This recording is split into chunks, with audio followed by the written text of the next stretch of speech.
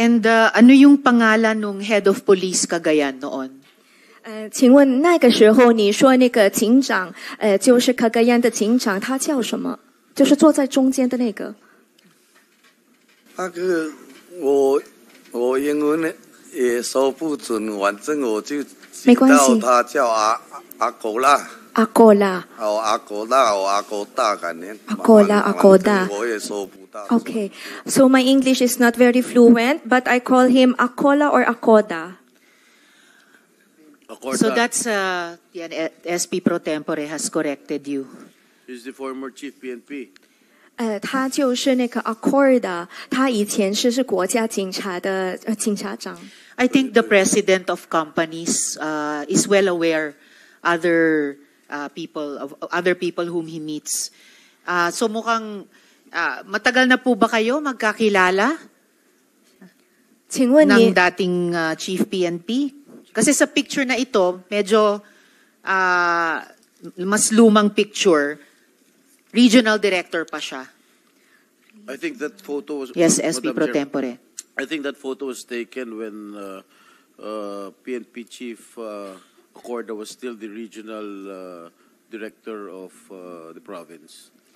And salamat, SP Pro Tempore. He was not yet the chief of the Philippine National Police. Tama po. Salamat po, SP Pro Tempore. And the same for these photos. Sa picture na ito, regional director pa sila ng Region 10. Matagal na po ba kayong magkakilala? 在这个图片呢，在这个照片，您说你们是认识了很久，对吗？这个警长。他在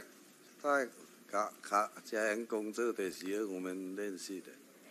Yes, when he was still in Cagayan as the director, we know each other. And Mr. Yang, alam nyo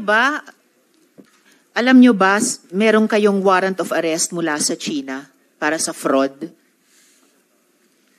请问杨先生，您是否知道您从中国有这个逮捕令，就是为了这个欺诈的这个案件有逮捕令？我不知道。I am not aware. You're not aware. Well, yung mga law enforcement authorities namin, yung mga high officials namin sa gobyerno, alam nila yung mga bagay na yun. So, in relation to the photos I talked to you about, I really wonder what our high officials in government are doing, fraternizing with a wanted fugitive. At ito kaugnay nung statement na binasa kanina, it's not just about integrity, which is the most important thing, but also the perception of integrity na importante din.